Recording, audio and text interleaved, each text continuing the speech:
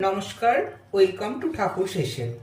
বন্ধুরা, আজকে আপনাদের সঙ্গে শেয়ার করছি এঁচোড়ের ডালনা। নিরামিষ পদ হিসেবেই আমি দেখাবো। তাহলে চলুন দেখে নেওয়া যাক কীভাবে বানানো হচ্ছে এই নিরামিষ এঁচোড়ের ডালনা। নিরামিষ এঁচোড়ের ডালনা রান্না করার জন্য একটা মাঝারি সাইজের এঁচোড় নিয়েছি। এঁচোড়টা এরকম পিস করে কেটে নিয়েছি। এবার এটা পরিষ্কার করে ধুয়ে নেব।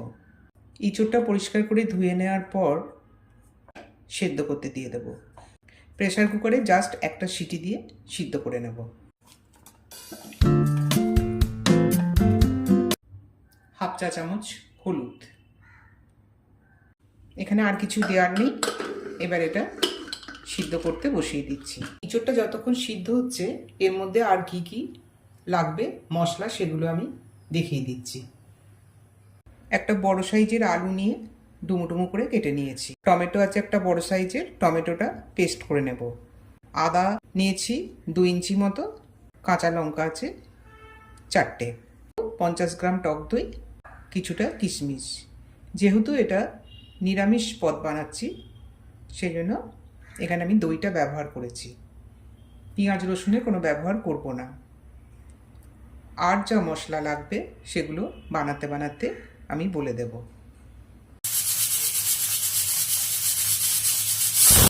একটা সিটি পড়ে গেছে, এবার এটা নামিয়ে নিচ্ছি। কড়াই বসিয়ে দিয়েছি, দিয়ে দিলাম প্রয়োজন মতো তেল, সর্ষের তেল। তেল গরম হয়ে গেছে, আলুটা ভেজে নিচ্ছি। প্রথমে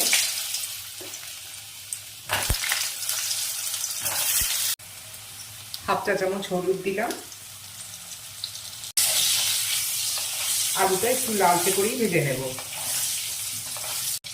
আলুগুলো লালচে করে ভাজা হয়ে গেছে, এবার এগুলো তুলে নিচ্ছি। এঁচোড়টা সিদ্ধ করে নিয়েছিলাম, সেই এঁচোড়টা ওই তেলে ভেজে নেব। এঁচোড়টা ভেজেও রান্না করা যায়, আবার না ভেজেও রান্না করা যায়। তবে ভেজে রান্না করলে একটু তো স্বাদের তফাৎ হবে। মিনিট 2 মতো এই এঁচোড়টাও আমি তেলের সাথে কষিয়ে নেব। এঁচোড়টা কষানো হয়ে গেছে, এবার এটাও তুলে নিচ্ছি। কড়াই বসিয়ে দিয়েছি, দিয়ে দিচ্ছি প্রয়োজন মতো তেল।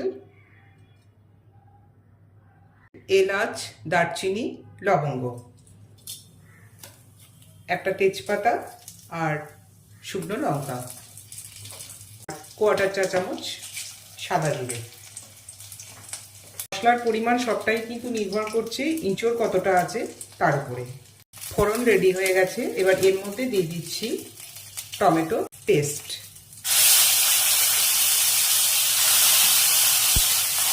এক চা চামচ আদা আর কাঁচা লঙ্কার পেস্ট। এই পেস্টটা দেওয়ার পরে খুব ভালোভাবে কষিয়ে নেব। আর কষাতে কষাতে আরও যেসব মশলা আছে সেগুলো আমি দিয়ে দেব। 1 চা চামচ জিরে গুঁড়ো, 1 চা চামচ ধনে গুঁড়ো, রঙের জন্য দিলাম হাফ চা চামচ কাশ্মীরি লঙ্কার গুঁড়ো, হলুদ দিলাম 1/4 চা চামচ। এঁচোড় সিদ্ধ আর আলুটা কষানোর সময় হলুদ দিয়েছিলাম। মশলাটা যাতে পুড়ে না যায় সেজন্য এর মধ্যে সামান্য একটু জল দিয়ে দেব। এখন এর মধ্যে দিয়ে দিচ্ছি কিশমিশটা পেস্ট করে নিয়েছি, কিশমিশ পেস্ট দিচ্ছি। যেহেতু এটা নিরামিষ পদ সেজন্য এর মধ্যে আমি কিশমিশ ব্যবহার করলাম। এবার দিয়ে দিচ্ছি টক দই। মশলাটা কষাতে কষাতে এর মধ্যে দিয়ে দেব চিনি। চিনি এখানে আমি 1 চা চামচই ব্যবহার করলাম। মশলাটা কষানো হয়ে গেছে, কড়াই থেকে তেল ছেড়ে দিচ্ছে। এবার এর মধ্যে দিয়ে দেব আলু আর এঁচোড়টা।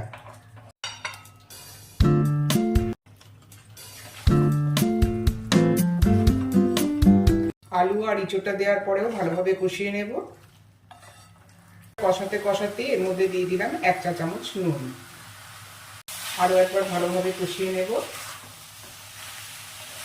কষানোটা কমপ্লিট হয়ে গেছে, এবার এর মধ্যে দিয়ে দেব সিদ্ধর জন্য জল। গরম জল ব্যবহার করব, যেহেতু এটা অর্ধেক সিদ্ধ হয়েই আছে সেজন্য খুব বেশি জলের প্রয়োজন এখানে আর নেই। পরিমাণ মতো জল আমি দিয়ে দিলাম।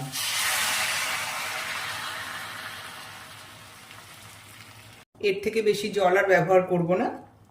গ্যাসটা এখন মিডিয়াম ফ্লেমে করে দিয়েছি। 5 মিনিটের জন্য ঢাকা দিয়ে দিলাম।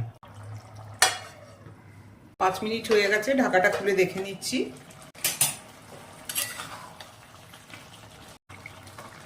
আলু সিদ্ধ হয়ে গেছে,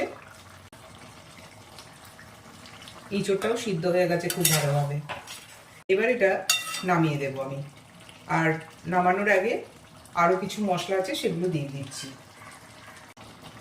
1 চা চামচ ঘি দিলাম, 1/4 চা চামচ গরম মশলার গুঁড়ো।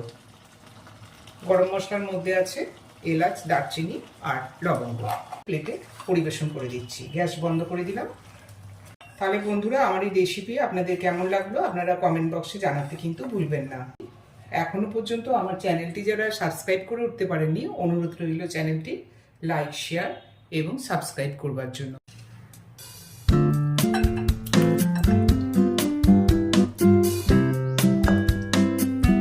এঁচড়ের ডালনা প্লেটে পরিবেশন করে দিলাম। এঁচড়ের ডালনা আমরা হাতে করা প্লেন রুটি বা প্লেন রাইসের সঙ্গে খেতে পারি। তাহলে বন্ধুরা, আজকে এই পর্যন্তই। দেখা হবে আবার অন্য কোনো রেসিপি নিয়ে। নমস্কার।